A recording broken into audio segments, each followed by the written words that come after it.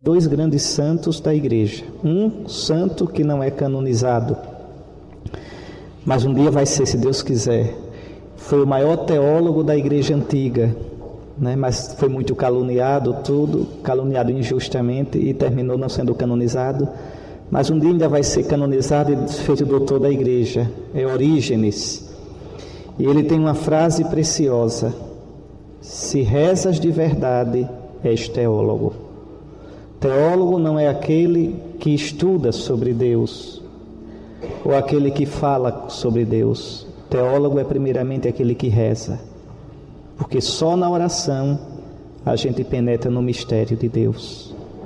E a outra frase é de uma doutora da igreja, Santa Teresa: que ninguém vos mostre outro caminho que não seja o da oração. Sem a oração, o exegeta se torna descrente. Sem oração, o teólogo fala do que não sabe. Sem oração, a pastoral de vocês não passa de marketing ou ativismo. Só na oração a gente saboreia as coisas de Deus para depois vê-las na vida, vê-las na Escritura, vê-las no irmão, vê-las na realidade. Nunca acreditem em quem chegar para vocês dizendo assim: minha atividade é minha oração. É mentira.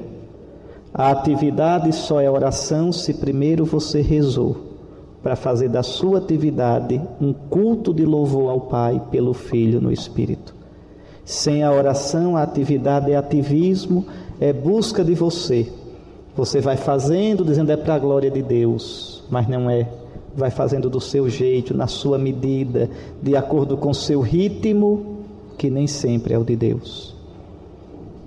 Então é na oração. Pode olhar, na oração a gente conhece Jesus. Na oração a gente saboreia as coisas do céu. Tertuliano, esse é teólogo, mas nunca vai ser canonizado, né? Tertuliano dizia, de modo muito bonito, muito forte: escutem só, os peixes nadam. Então é característica do peixe, se é peixe tem que nadar. É o que faz o peixe ser peixe. Os peixes nadam. As aves voam. Os homens rezam. Se fosse uma pessoa de hoje, diria: os homens pensam. Não. A maior dignidade do homem não é pensar.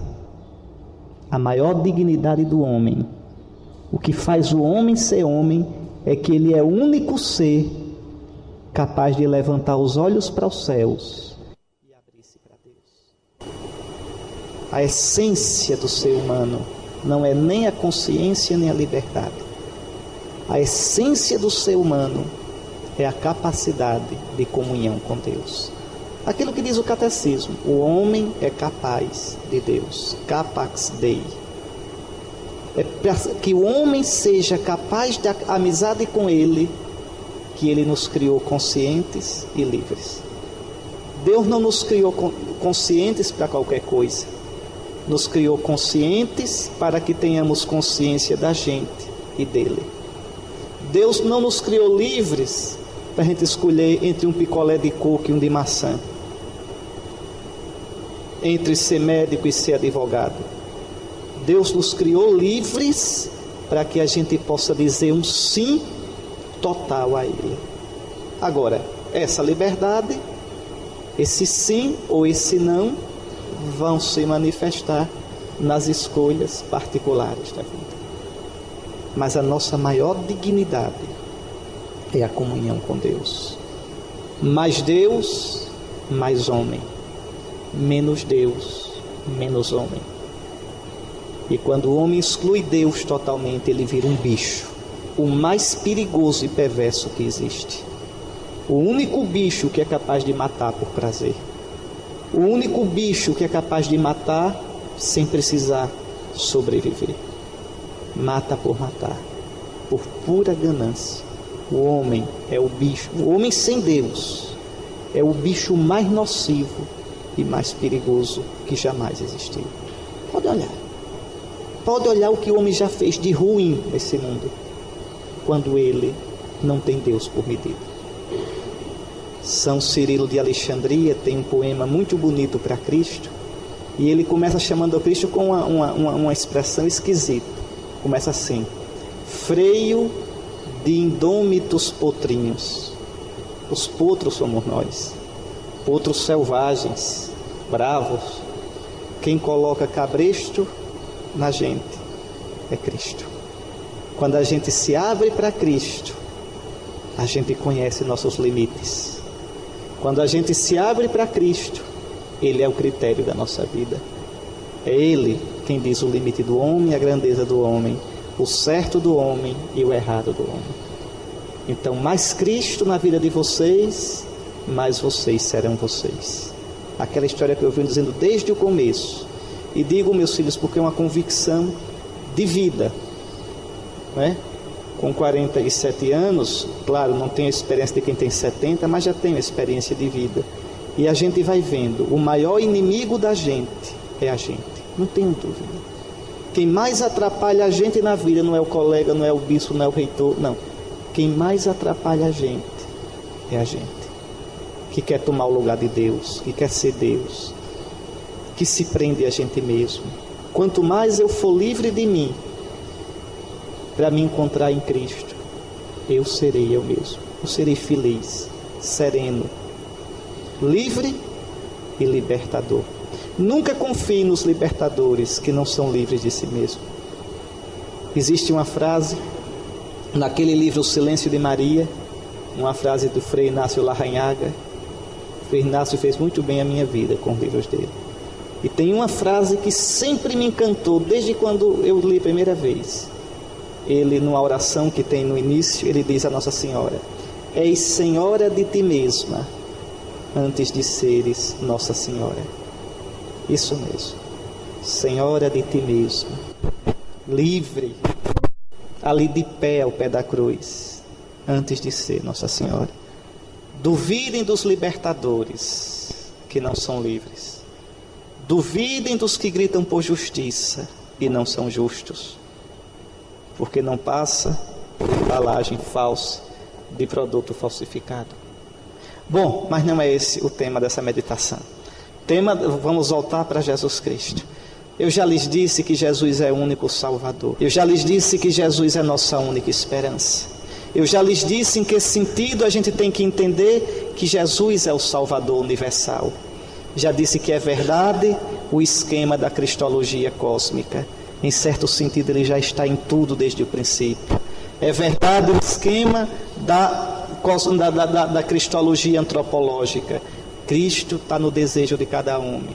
É verdade o esquema da cristologia historicista. É verdade que Cristo já está em toda a história. Mas também disse que tudo isso é ambíguo, é até errôneo, se eu não completar com o quarto esquema. Cristo é a novidade inesperada que o Pai nos deu. Como dizia Santo Irineu, ele trouxe toda a novidade, trazendo-se a si mesmo. Lembre que eu lhes disse, não é garantido que cada um de nós vai terminar em Cristo. A gente pode terminar no inferno.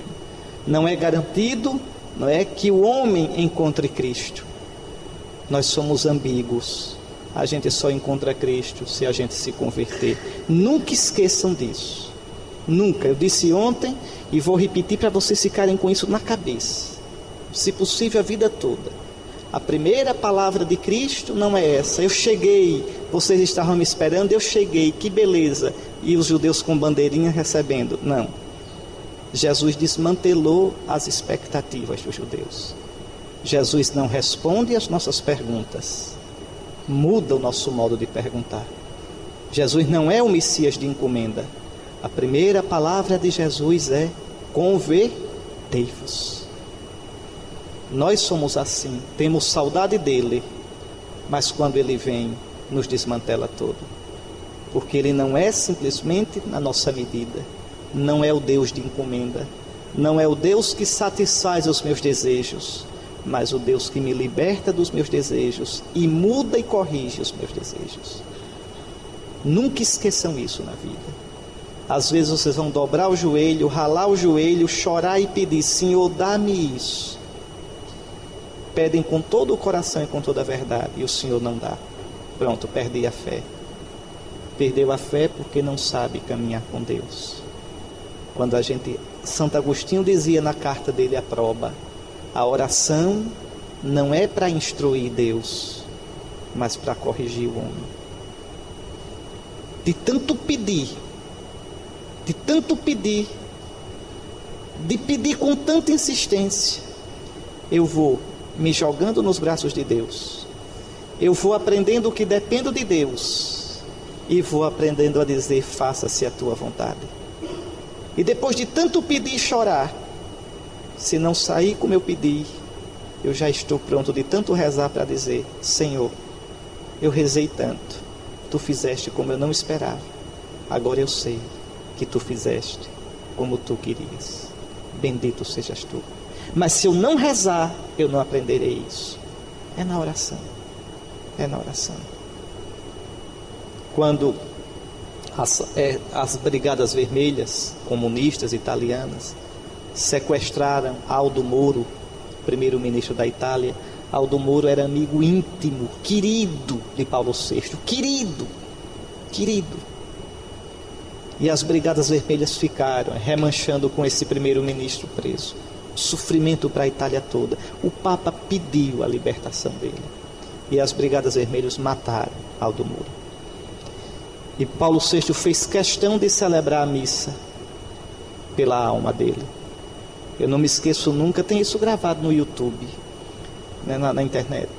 A palavra de Paulo VI para Deus. Impressionante. Senhor, tu não quiseste escutar nossos pedidos por Aldo Moro. Que coisa.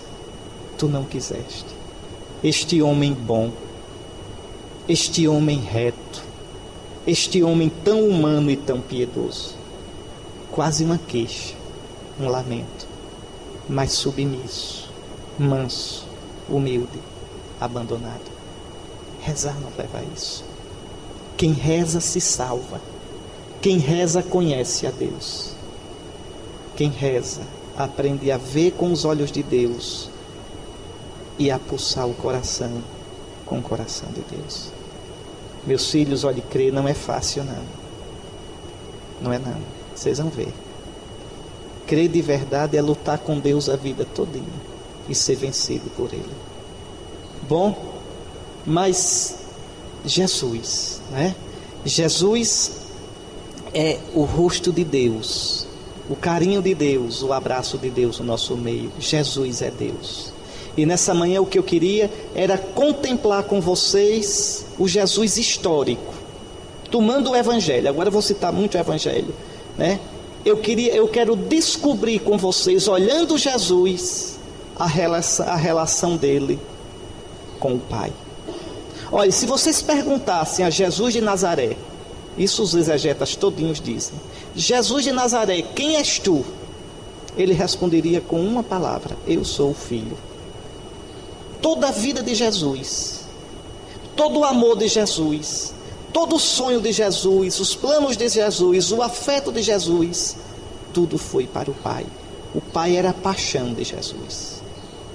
Então eu queria agora, nessa manhã, nessa primeira meditação, mostrar isso no Evangelho, como Jesus só teve uma paixão na vida, o Pai. Como Jesus foi todo para o Pai. Meus filhos, quando a gente tem um eixo assim na vida, a gente arruma a vida. Quando a gente tem um eixo na vida, a gente é livre. Jesus foi assim. Por que Jesus nunca casou? Não é que desvalorizasse o casamento, o amor humano. É porque não havia mais lugar para ele, no coração, para esse tipo de amor. De tal modo ele era todo do Pai. Todo. Então escutem. Vejam, não é? Como já na encarnação, a Escritura nos indica os sentimentos do coração de Cristo. Porque não sei se vocês já observaram, Jesus entrou no mundo e saiu do mundo rezando. Jesus entrou no mundo e saiu do mundo perdidão no Pai, apaixonado pelo Pai. A carta aos Hebreus diz o que Jesus rezou, o que o Filho Eterno rezou quando entrou no mundo. Está lá, em Hebreus capítulo 10, versículos 5 a 7. Ao entrar no mundo, ele afirmou: tu não quiseste sacrifício e oferenda. Tu, porém, formaste-me um corpo. Holocaustos e sacrifícios pelo pecado não foram do teu agrado. Por isso eu digo: eis-me aqui. No rolo do livro está escrito a meu respeito: eu vim, ó Deus, para fazer a tua vontade. Está aí o resumo de todo o modo de viver de Jesus. Pai, eu venho fazer a tua vontade. Pai, veja, o meu amor obediente a ti, a minha vida vivida não para mim, mas para ti, é o sacrifício que tu queres. Não é mais aquele sangue derramado do boi, aquele sangue derramado do cabrito, da ovelha, mas é a minha vida derramada amorosamente por ti, em cada cansaço, em cada caminhada na Galileia, em cada paciência com os discípulos, até a cruz. Eu venho, ó Pai, para fazer a tua vontade. É aí que Jesus, deixa eu logo dizer uma coisa a vocês, é aí que Jesus é sacerdote. Essa é a diferença. Eu ainda vou fazer eu quero ver se a última meditação nossa é sobre o sacerdócio. Eu queria comentar um texto da carta aos Hebreus com vocês. O sacerdócio de Jesus não é ritual. Veja, o sacerdócio judaico é ritual, é hereditário. Não interessa se o sacerdote é piedoso ou não, ele vai lá, mata, cumpre o rito e pronto, cumpriu. Tá certo? O sacerdócio de Cristo não. Cristo vai exercendo o sacerdócio na vida dele, entregando-se ao Pai. A vida de Jesus é aquilo que vocês cantaram ontem, como uma vela que se consome no altar. Tá certo? Toda a existência de Jesus, isso os teólogos os melhores, os mais modernos dizem isso. Toda a existência de Jesus foi pró-existência. Quer dizer, ele nunca viveu para ele. Ele viveu para o Pai. E por amor ao Pai, pelos irmãos. Mas primeiro para o Pai. O encanto de Jesus, a paixão de Jesus, a fixação de Jesus, a loucura de Jesus é o Pai. O Pai. Podem olhar no Evangelho. Pois bem, já ao entrar no mundo, ele é todo para o Pai. E a gente vê isso em toda a história dele. Vocês sabem, hoje a gente consegue, talvez os que não fizeram ainda exegese, estudaram ainda os sinóticos, não saibam isso. Mas vejam, de verdade, vocês sabem que Jesus pregou de 3 a 4 anos, mais ou menos. O início da pregação de Jesus foi um sucesso. Jesus começa pregando na Galileia, tá certo? E no início, Jesus foi um sucesso de crítica e de público. No início, Jesus era novidade, tá certo? E todo mundo corria para ver Jesus, tanto pelo modo como ele pregava, quanto pelos milagres que fazia. Jesus fez milagres de verdade, fez milagres, tá certo? Jesus tinha uma pregação que era diferente da pregação dos rabis, dos escribas, dos mestres de Israel. Reparem, o melhor evangelho para a gente observar isso é o de Marcos, que é o mais antigo, é do ano 64, mais ou menos do ano 64, é o primeiro. Então vocês podem observar, se vocês pegarem o capítulo 1 de São Marcos, é interessante. Escutem só: sua fama se espalhou em todo lugar, em toda a redondeza da Galileia. Marcos 1, 28. Ao entardecer, quando o sol se pôs, trouxeram-lhe todos os que estavam enfermos e endemoniados, e a cidade inteira aglomerou-se à porta. Marcos 1, 32, 33. Jesus não podia entrar publicamente numa cidade, permanecia fora em lugares desertos, e de toda parte vinham procurá-lo. Marcos 1, 45. Jesus retirou-se com seus discípulos a caminho do mar, e uma grande multidão vinda da Galileia o seguiu, e da Judéia, de Jerusalém, da Idumeia, da Transjordânia, dos arredores de Tiro e Sidônia, veja, até do sul do Líbano, Uma grande multidão, ao saber de tudo o que fazia, foi até ele. E ele disse aos seus discípulos que deixasse um pequeno barco para que o povo não apertasse, pois havia curado muita gente. Marcos 3, 5 a 10. E vai por aí. É o início do Evangelho de Marcos. Entraram em Cafarnaum e logo no sábado foram à sinagoga e ali ele ensinava. Estavam espantados com o seu ensinamento, pois ele os ensinava como quem tem autoridade e não como os escribas. Marcos 1, 21 a 22. Então Jesus começa o ministério dele como Padre Novo. É sucesso.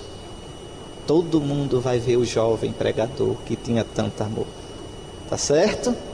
Mas logo depois vem a crise. Jesus, meus irmãos, fiquem sabendo, viveu o ministério dele todinho em crise. Jesus foi um pregador em crise. Tá certo? Porque logo depois desse primeiro amor, começaram as incompreensões. E por que as incompreensões? Porque Jesus não era o Messias que o povo esperava. Jesus não era o Messias de encomenda. O povo esperava um Messias milagreiro. O povo esperava um Messias que satisfizesse as suas expectativas.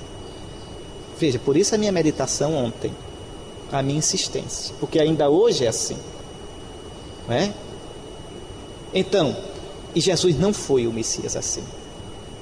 Jesus nem se enquadrou no tipo de Messias que os fariseus esperavam, o Messias que viria obrigar o povo a cumprir a lei. Jesus não se enquadrou no tipo de Messias que os essênios esperavam, que viria para purificar o culto do templo de Jerusalém. Jesus não se enquadrou no tipo de Messias que os zelotas esperavam, o Messias da TL adoidada que viria expulsar os romanos e expulsar Herodes. Jesus não se enquadrou no tipo de Messias que o povão esperava. O povão esperava o Messias para resolver seus problemas imediatos, fazedor de milagres. Jesus não foi um Messias assim. Jesus foi o Messias que o Pai queria que fosse. Na segunda meditação de hoje eu vou falar disso. E vocês vão ver o preço que Jesus pagou por isso aí. Então vejam, quando as pessoas, quando os fariseus, o povo, os essênios, os zelotas foram percebendo isso, foram se fechando para Jesus. Vou mostrar isso para vocês. Primeiro, as incompreensões da própria família. A família de Jesus, os parentes dele em Nazaré não acreditavam nele. Para a família de Jesus, Jesus era um doido, era um desequilibrado. Eu fico pensando sempre o que Nossa Senhora não teve de ouvir dos parentes. Porque vocês reparem, Jesus era filho único, deixou a mãe sozinha. Na Terra Santa, uma mulher nunca podia ficar só. Quando era criança, era o pai que cuidava. Quando era adulta, era o marido. Quando ficasse idosa, viúva, era o filho que devia cuidar. Sempre o homem devia cuidar dela. Um homem devia sustentá-la. Que coisa bonita. Jesus é filho único e deixa sozinha a mãe viúva. Vocês reparem que nos evangelhos sempre aparece Maria com os irmãos de Jesus. Os parentes cuidavam dela. Ela não devia escutar coisa muito bonita, né? Que educação vocês deram para esse menino, não é? Veja, mas é verdade, não está certo? Que formação esse menino tem? Ao invés de cuidar de você, que era a responsabilidade dele, sai por aí dizendo doidice, pregando doidice, arranjando briga com todo mundo. Maria deve ter escutado muito isso. Escutem só, olha aqui. Voltou para casa e de novo a multidão se apinhou de tal modo que eles não podiam se alimentar.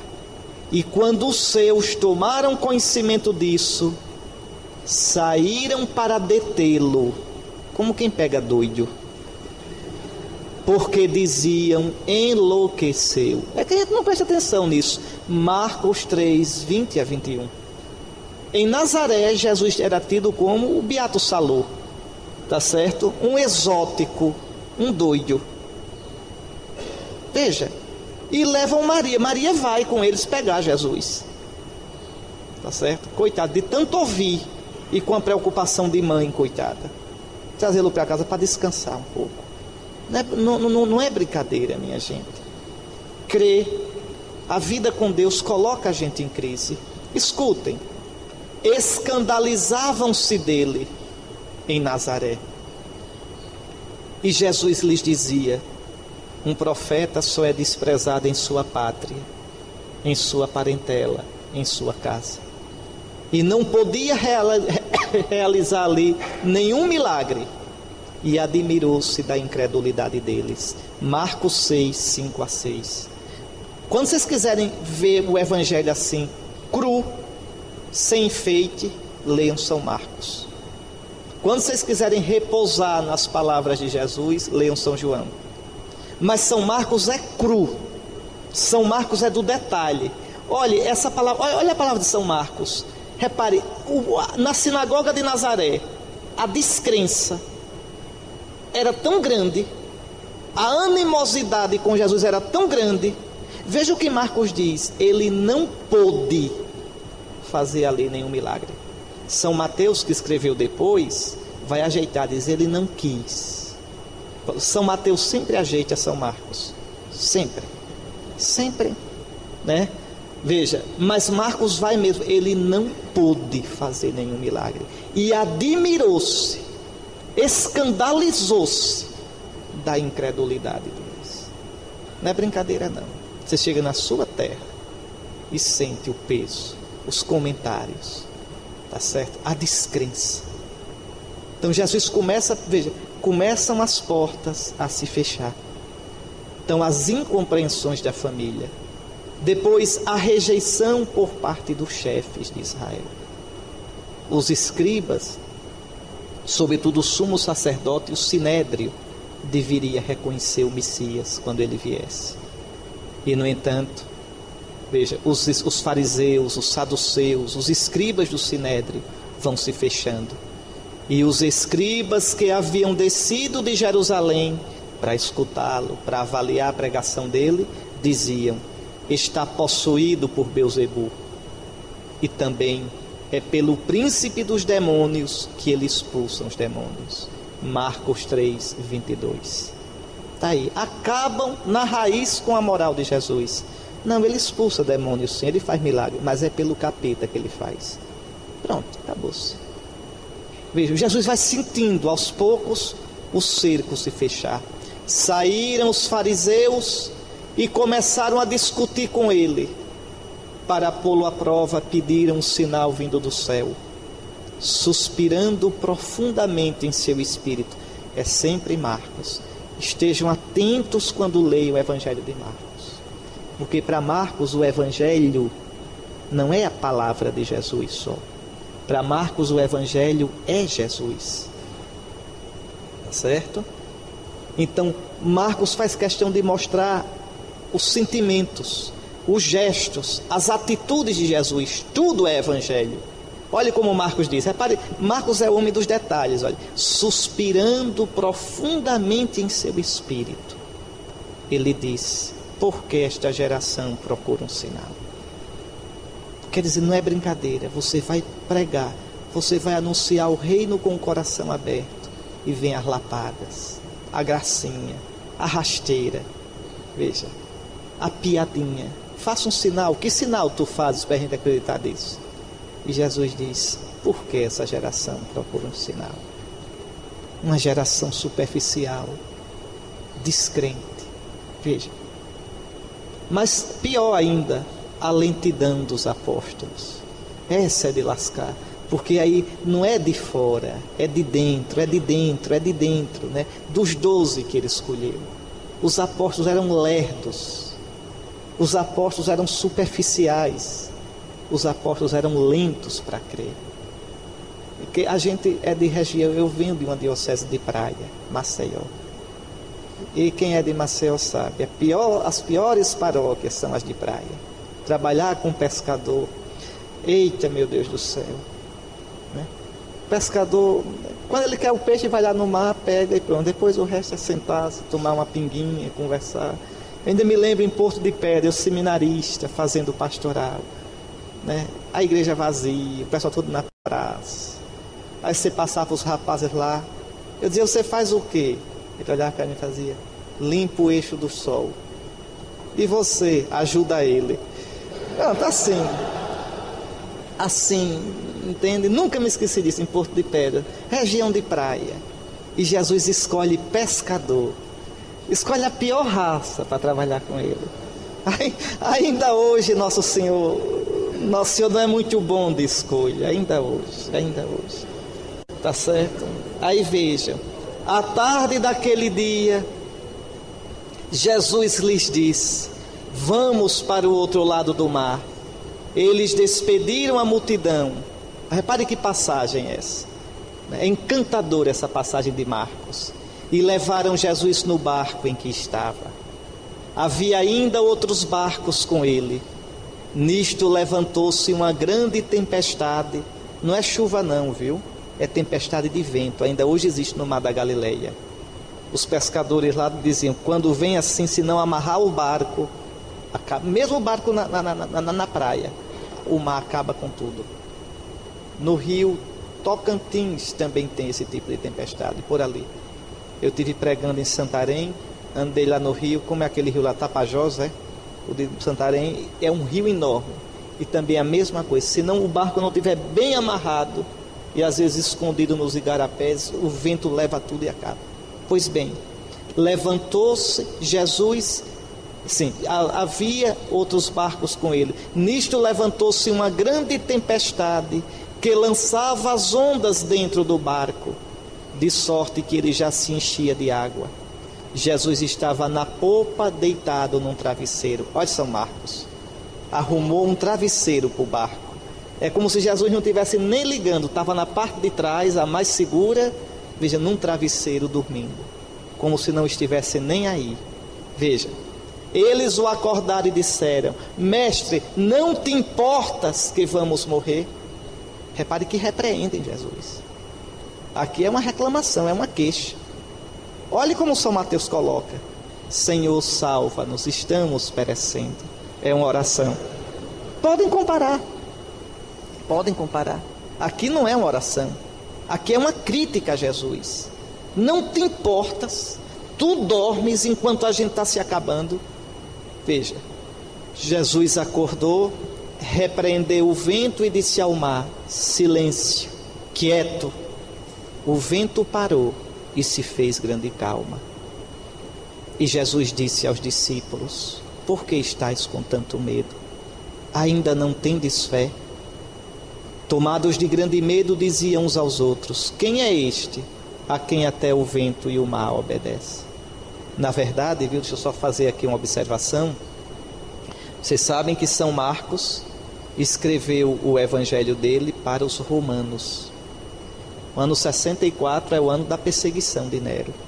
Foi o ano que provavelmente São Pedro morreu, 64 ou 67. E a queixa dos romanos era essa, dos cristãos de Roma. Senhor, o barco está afundando. Senhor, quantos de nós estão morrendo? E pior ainda, mais vergonhoso ainda, quantos de nós estão renegando a fé? Porque a gente fala muito dos mártires cristãos, mas fiquem sabendo que muitos cristãos nas perseguições apostataram, renegaram a fé. E era uma lapada maior ainda na igreja isso. Já era uma lapada os apóstolos morrerem, os líderes morrerem, os irmãos morrerem. Mas pior, ver tantos que negavam a fé. Senhor, onde tu estás? Por que dormes? Por que estás num travesseiro, numa boa, enquanto a gente morre? Não te importas, Marcos faz questão de colocar na boca dos apóstolos a crítica dos cristãos de Roma a Jesus. Não te importas que morramos, não te importas que pereçamos. E Jesus se levanta e diz, por que estás com tanto medo? Por que ainda não tendes fé? Quando ele quiser, ele diz, silêncio, mar, acalma-te. Pois bem, mas veja a dureza dos apóstolos, a lentidão. Tendo partido dali, caminhava através da Galileia, Isso aqui é uma vergonha, é um dos textos mais tristes do Evangelho. Mas não queria que ninguém soubesse, pois ensinava aos seus discípulos.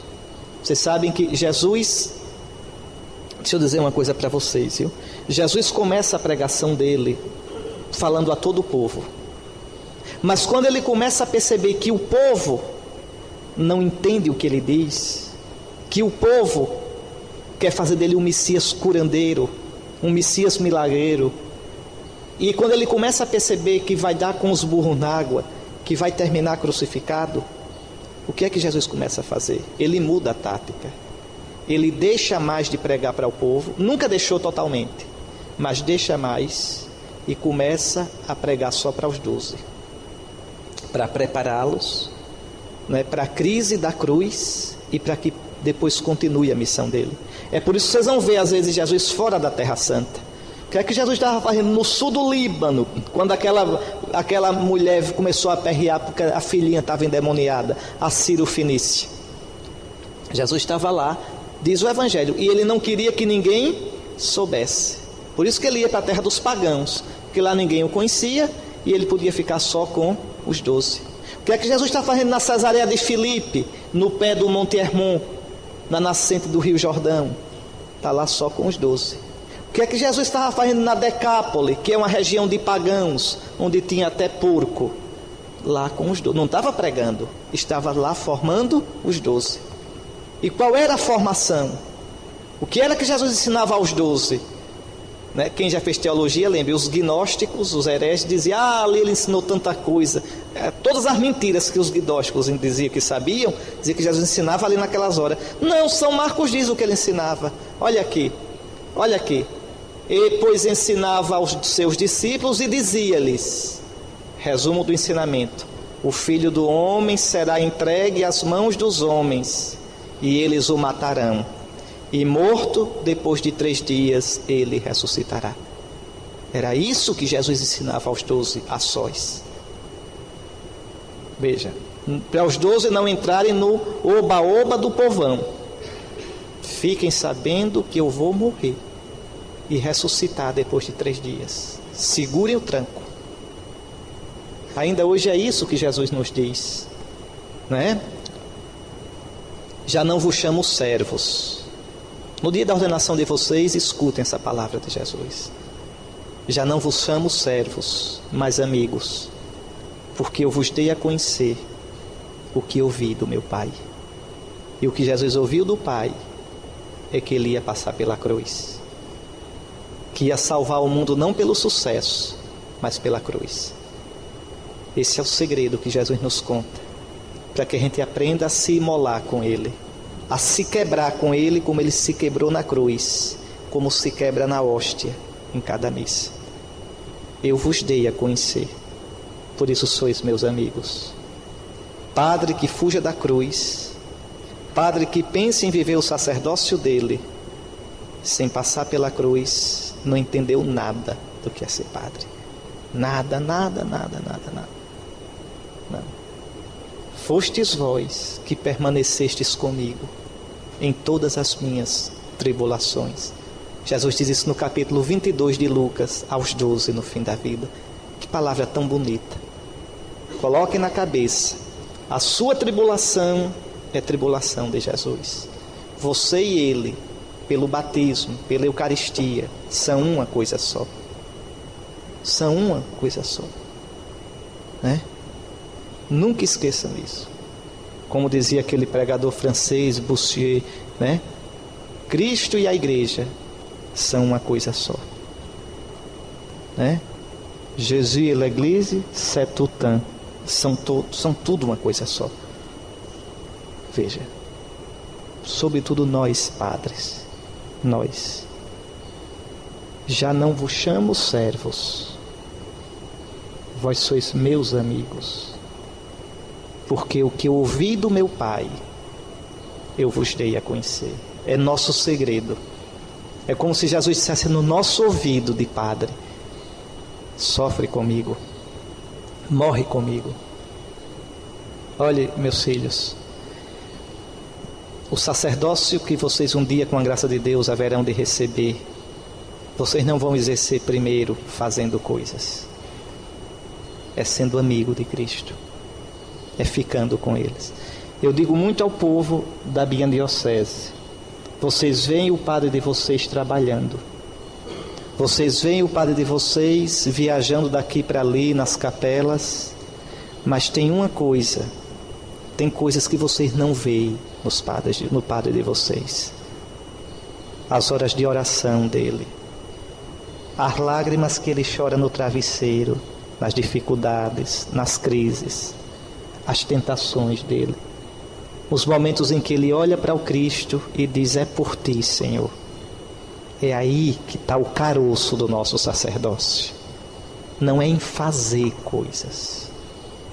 Não é em fazer. É em ser com Cristo. Não vos chamo servos. Eu vos chamo amigos. Ser padre é compartilhar desse segredo de Jesus. Ser padre é dizer, olhando para a cruz: pode confiar em mim. Senhor, pode confiar. Pode pedir o que o Senhor quiser. Também essa cruz, também essa dor, também essa pobreza, também essa renúncia.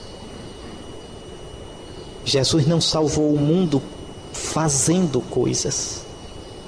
Jesus salvou o mundo com toda a sua existência, fazendo-se obediente ao Pai até a morte, e morte de cruz. Uma grande tristeza hoje do sacerdócio é essa. Muitos padres com pouca mística. Muitos padres pensando que ser padre é fazer pastoral, é fazer coisas. Não é. Não é. E vou dizer uma coisa a vocês, viu? Não se escandalizem não. Não sei se vão ouvir de outra pessoa, mas eu vou dizer com toda convicção: não sejam padres por causa do povo. Se vocês forem padres por causa do povo, vocês estão fritos. Haverá momentos em que o povo não entenderá vocês. Haverá momentos em que vocês poderão fracassar com o povo. Sejam padres por causa de Jesus. Jesus nunca lhes faltará. Se vocês forem padres por causa de Jesus, só de Jesus, ainda quando o povo falhe, vocês amarão o povo. Ainda quando o povo volte as costas para vocês, vocês lavarão os pés do povo, para fazer como Jesus fez. Nunca esqueçam isso. Jesus nunca lhes faltará, nem na vida, nem na morte. Nem na morte. Ontem eu escutei na novena do Carmo lá em Recife uma frase que me chamou a atenção. Frase antiga, daquelas novenas antigas, né? Não sei se os teólogos hoje aprovariam, mas aquela frase está certa. Pedindo a Nossa Senhora: na hora horrenda da morte, valei-me. Isso. Na vida da gente há horas horrendas, e a última hora horrenda é a da morte, hora decisiva da nossa vida. Pois bem, é a nossa amizade com Cristo, é ter jogado a vida em Cristo, é ter feito de Cristo nossa paixão, que faz com que as horas mais horrendas da vida se tornem suportáveis e até doces, se a gente tem os olhos fixos em Jesus. Então nunca esqueçam isso. Nunca. Um padre que tem entendido que sua paixão é Jesus, né? Que Jesus o convida a crucificar toda a sua vida junto com ele, esse padre não deixa o ministério. Esse padre não perde a vocação. Porque também vou dizer outra coisa. Eu estou me afastando aqui um pouquinho, volto já para aqui. Mas são coisas que a gente tem que dizer. Olhe, vocação é questão de fé.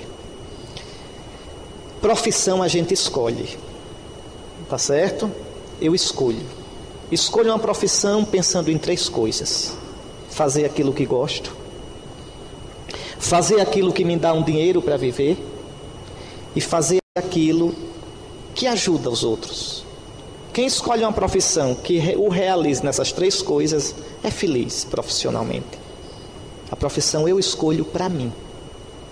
Vocação não é você quem escolhe. Vocação é uma questão religiosa.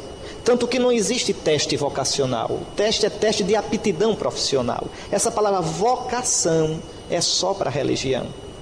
Vocação é um chamado de um outro, que me chama, eu nem queria às vezes. E ele diz, você vem. Eu tentei fugir. E ele diz, você vem. Vocação é Deus quem dá. A vocação não vem de dentro. Não vem de dentro, é mentira. A vocação vem de fora. Vocês ainda não sabem se tem vocação. Não sabem não. Vocês estão se preparando, vocês estão fazendo um discernimento. Vocês saberão que tem vocação. De certeza, vocês vão escutar no dia. Alguém vai dizer assim, um diácono, pela boca da igreja, aí sim, pela boca de Deus, pela boca da igreja, o diácono vai dizer, aproxime-se aquele que será ordenado presbítero. Fulano de tal, dirá o nome de vocês.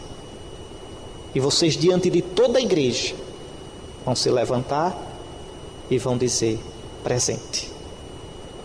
Em latim tão bonito, Adson, aqui estou. Estou aqui. Naquela hora, a igreja todinha vai escutar a sua vocação, o seu chamado. A vocação não vem de dentro. A vocação vem de fora. É como a fé entra pelo ouvido. Veja. É claro que quando Deus quer chamar, São João da Cruz diz, Deus quanto mais quer dar, mais faz desejar. Mas é preciso que se faça o discernimento, se esse desejo é vocação ou não. É o que os formadores, é o que vocês, é o que o bispo, o último que deve discernir, tá certo? Vão olhar durante todo o processo de formação. Ah, mas eu quero ser padre. Se você quer, mas não tem vocação. Não tem vocação. Mas eu sinto, sim, mas o seu sentimento não é vocação. A vocação não é constatável assim. Há sinais, mas o discernimento último é feito na fé. Vem de fora. Então entendam isso. Vocês estão achando que são chamados por Deus. E tomara que todinhos sejam. Tanto que alguém pode se sentir chamado, mas não ter as condições. Né? Um seminarista. Aí você descobre que o seminarista tem vida dupla. Pintava e bordava. Meu filho, não dá para você ser padre. Mas eu sinto o desejo de ser padre. Eu sinto que tenho vocação. Não tem. Você tem o desejo, você tem... Aí a palavra tem que ser outra. Você tem vocabilidade. Você tem assim algumas aptidões que daria para você ser um bom padre. Mas vocabilidade não é vocação. Tá certo? Muito bem. Até aí eu acho que está claro, não está? Agora eu vou dizer uma outra coisa. Prestem bem atenção. Depois que os senhores disseram presente e foram ordenados, não existe mais crise de vocação. Né? Padre com 5 anos de padre, eu estou com crise vocacional. Tá não, padre. Você foi chamado, todo mundo ouviu, eu estava lá na sua ordenação. Você está com crise de outra coisa, é de fidelidade. Sem essa de crise vocacional. Padre não tem crise vocacional. Religioso depois da profissão perpétua não tem crise vocacional. Tem crise de fidelidade. Fique, padre.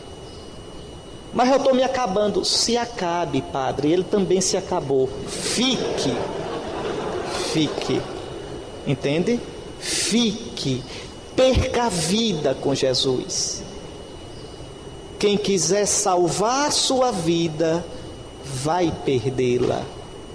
Quem perder a sua vida, vai encontrá-la. A gente crê, eu disse a vocês ontem, Jesus não é óbvio. Jesus não é o que a gente espera. Jesus dá um nó na gente. Crer em Jesus, a gente tem que se converter mesmo. Entende? E quantos largam e voltam atrás?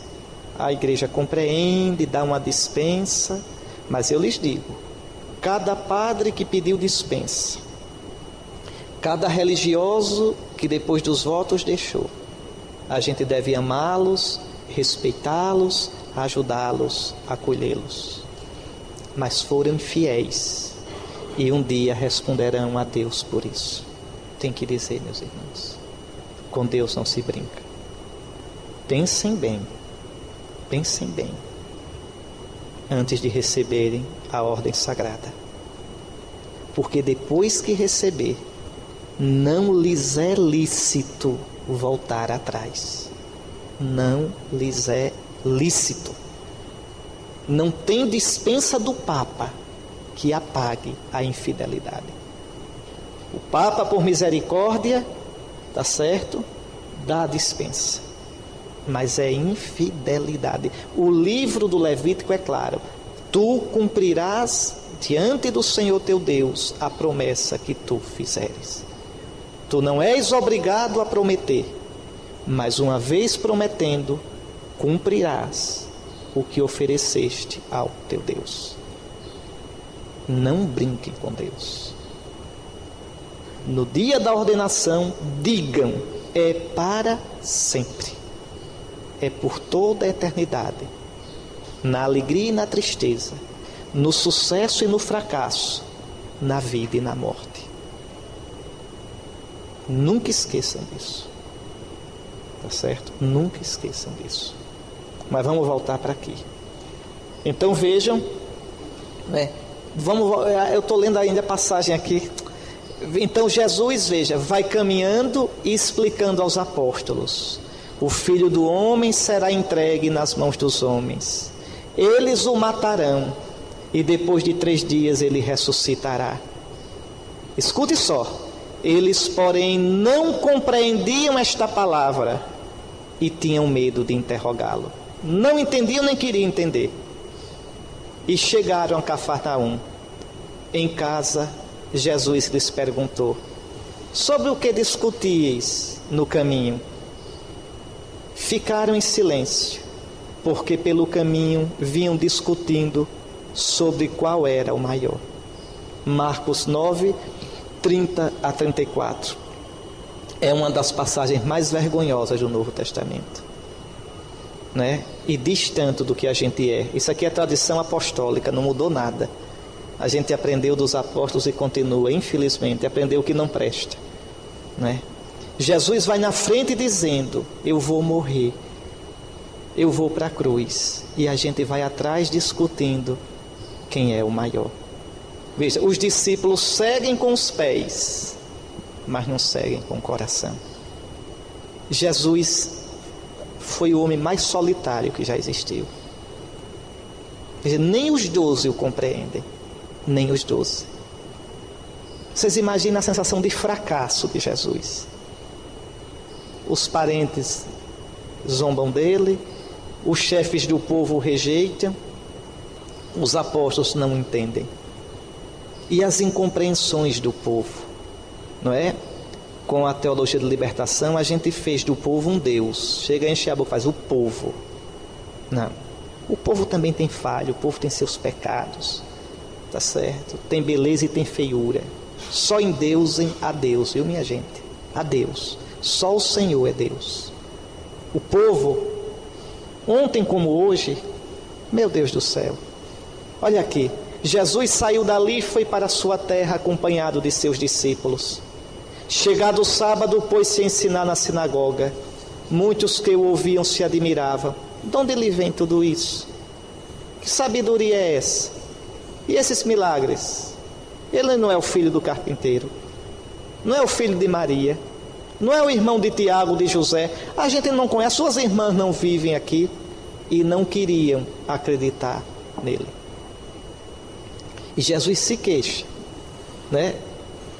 A quem hei de comparar os homens dessa geração? Com quem se parece? Repare essa queixa de Jesus. São como crianças brigando na praça. né? Não sabe do que vão brincar. Vamos brincar de quê? E não se... Nós tocamos flauta, mas não dançastes. Nós cantamos cânticos de luto e não chorastes. Ou seja, não adianta. Eu falo o que eu falar, vocês não querem conversa. Lucas 7, 31 a 32. E no fim de tudo, a rejeição final em Jerusalém. Jesus, viu, meus filhos? Jesus fracassou, viu? Nunca esqueçam disso. Viu? Eu vou repetir. Jesus fracassou na pastoral dele, viu? No fim da vida, Jesus não conseguiu convencer o povo de Israel, não. Ele veio para convencer Israel. Israel devia acolher o Messias e levar o reino do Messias aos outros povos. Vão lá, Israel, vão lá. Pergunta aos judeus se eles acreditam em Jesus. Jesus fracassou com o povo. Tem mais triste ainda. Jesus fracassou até com os 12 que ele escolheu. No fim, Jesus estava sozinho. Sozinho. Tá certo? E Jesus fracassou, sabe por quê? Porque foi fiel até o fim ao Pai. Eu vou voltar para esse tema ainda hoje pela manhã. E foi esse fracasso que terminou na cruz que nos salvou. Viu? Porque aquilo que dizia, eu já disse a vocês, já recordei, Maria Teresa, nós não somos chamados a fazer sucesso. Nós somos chamados a ser fiéis. É a fidelidade a Cristo. É a fidelidade ao Pai, o critério da verdade ou da mentira do nosso ministério. Quando eu disse lá em casa que ia ser padre, vocês não eram nascidos não, só o padre Reitor, né? Só o padre Reitor. Foi em 1980, quando eu disse lá em casa que ia ser padre. Foi depois do café da manhã, no sábado santo. O meu pai conversou comigo a manhã toda, me aconselhando. E ele disse: vai ser padre, dê a sua vida todinha a Cristo. Todinha. Não se poupe. Não poupe saúde, não poupe tempo, não poupe os seus talentos. Dê tudo a Cristo e à igreja. Faça sempre o melhor que você puder. Agora o resultado, nunca esqueça, não pertence a você. Pertence a Cristo. Faça a sua parte, sem nunca ligar para o resultado. Foi assim que Cristo fez. O Cristo olhava o Pai, a vontade do Pai, e pronto. Não fazia depois pesquisa de Ibope para ver o que o povo esperava. Isso fazem os marqueteiros. O político vai se lançar, primeiro diz: faça uma pesquisa, que tipo de político eles querem, e de acordo com a vontade deles, eu faço o meu papel e boto a minha maquiagem e a minha máscara. Nós não somos isso. Não. De jeito nenhum. Nosso Senhor nunca fez isso. Nunca. Nunca. Tá certo? Pois bem, então vejam onde é que a fidelidade de Jesus vai levando. No final de tudo, repito, a rejeição final e o fracasso. Lembrem o Evangelho de João, no capítulo 13, começa a narrativa da ceia e da paixão. Aquilo que os exegetas chamam o livro da glória. Não é isso? Vejam como é que termina o capítulo 12. O resumo da vida da pregação de Jesus. Escutem. Apesar de ter realizado tantos sinais diante deles, não creram nele. É a conclusão. João, capítulo 12, versículo 37. Não creram em Jesus de Nazaré. Pronto. Ainda hoje, eu estava vendo um site da internet, um site judaico, 10 motivos pelos quais Jesus de Nazaré não é o Messias. Estão lá, bem claros. Pronto. Não creram, não creem nele. É interessante que cada motivo está lá. É óbvio que ele não é o Messias. É óbvio que ele não ressuscitou. É óbvio que ele não cumpre as Escrituras. Não creram nele. E Jesus vai dizer no fim da vida, com lágrimas nos olhos: Jerusalém, Jerusalém, tão amada por todo judeu, tão amada por Jesus, tu que matas os profetas e apedrejas os que te são enviados, quantas vezes quis eu ajuntar os teus filhos, como a galinha recolhe os pintainhos debaixo das suas asas, e não quiseste. Tu me rejeitaste, Jerusalém. Mateus 22, 37, Lucas 13, 34 a 35. E por fim, já estou terminando, viu, meus filhos? E por fim, a solidão sozinha, a solidão com o Pai. Veja, Jesus começa com o maior sucesso na Galileia, a multidão, e Jesus termina sozinho com o Pai no Horto das Oliveiras. Mais uma vez vale a pena escutar São Marcos. Foram a um lugar cujo nome é Getsêmani, e ele disse a seus discípulos: sentai-vos aqui enquanto vou orar. E levando consigo Pedro, Tiago e João, começou, atenção para isso, começou a apavorar-se e a angustiar-se. Medo e angústia. Jesus está num quadro de depressão. Ele sentiu isso. Sentiu. Deus sentiu depressão. Que frase. O Filho de Deus, que é uma pessoa divina, humanamente sentiu tudo o que nós sentimos. E escute, e disse-lhes: a minha alma está triste até a morte. É depressão. Veja. E precisa de ajuda. Permanecei aqui e vigiai. Jesus procura o apoio naquela hora.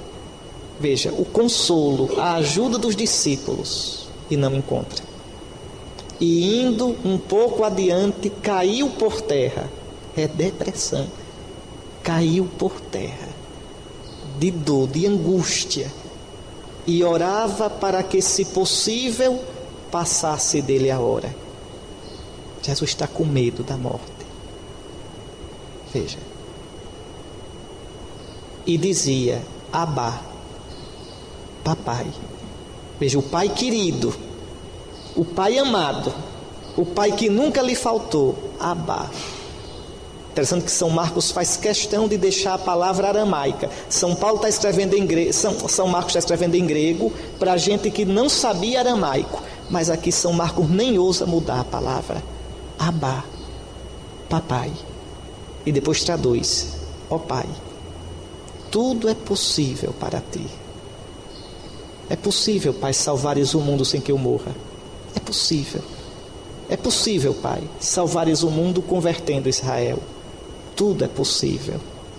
Afasta de mim este cálice.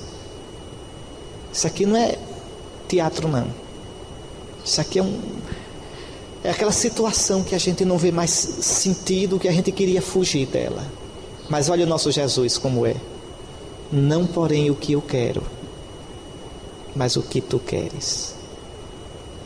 Ao voltar, não sei se você se lembra dessa cena no filme do Mel Gibson.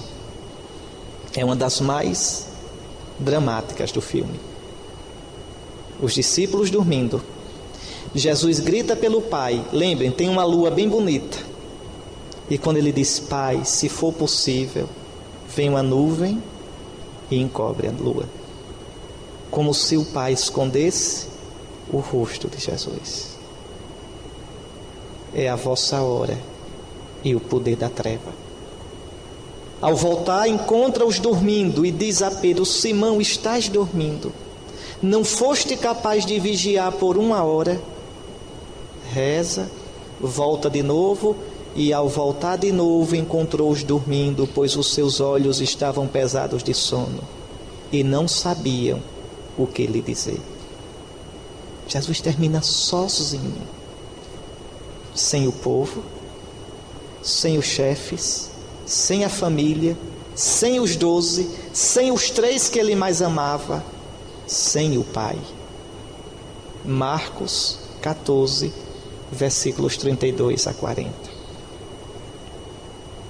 E ele vai dizer no Evangelho de João: eis que é chegada a hora em que vos dispersareis, cada um para o seu lado, e me deixareis sozinho. Mas eu não estou só, o Pai está comigo. João 16, 32. Para terminar, meus irmãos, como é que Jesus conseguiu viver essa situação? Como é que Jesus conseguiu manter o rumo, não se desesperar, não se perder, não desistir, vendo tudo fracassar, vendo a rejeição chegar, vendo o ministério dele, a missão dele fracassar? Como é que ele resistiu? Eu lhes digo como. Porque ele tinha o coração, o olhar no Pai. No Pai. O Pai foi o carinho, o Pai foi a rocha, o Pai foi a alegria, o Pai foi a esperança, o Pai foi a vida de Jesus. E nós somos chamados a imitar Jesus, unindo-nos a Jesus, em Jesus, no Espírito de Jesus. A nossa vida deve ser uma paixão pelo Pai do céu. Eu queria terminar com as palavras que para mim, depois do Pai Nosso, é a oração mais bonita que já foi composta. A oração do beato Charles de Foucauld, né, que retrata perfeitamente a alma de Jesus. Vocês conhecem essa oração? Meu Pai, eu me abandono em Ti. Faze de mim o que quiseres. E aqui a frase mais bonita, mais difícil: por tudo o que fizeres de mim, eu te agradeço. Olha, ele não está agradecendo pelo que o Pai já fez. Ele não está agradecendo pelo que o Pai está fazendo. Por tudo o que tu fizeres, Pai, eu não sei o que vai ser. Charles de Foucauld morreu assassinado, viu? Uma morte besta, como a do irmão Roger de Thésée. Um beduíno o matou. Ele está enterrado nas areias do deserto do Saara. Por tudo que fizeres de mim, eu te agradeço. Não sei do meu futuro, Pai. Não sei se vou terminar meus dias numa cama. Não sei do sucesso ou do fracasso. Por tudo que fizeres de mim, eu te agradeço. Estou disposto a tudo. Aceito tudo, contanto que a tua vontade seja feita em mim e em todas as tuas criaturas. Não desejo nada mais, meu Deus. Que coisa linda. Não desejo nada mais. Ponho minha alma em tuas mãos. Entrego-a a ti, meu Deus, com todo o ardor do meu coração, porque te amo. E é para mim uma necessidade de amor dar-me, entregar-me em tuas mãos sem medida, com infinita confiança, porque tu és o meu Pai. Isso é a vida de Jesus. Isso são os sentimentos de Jesus. Tende em vós os mesmos sentimentos do Cristo Jesus. Em nome do Pai, do Filho e do Espírito Santo.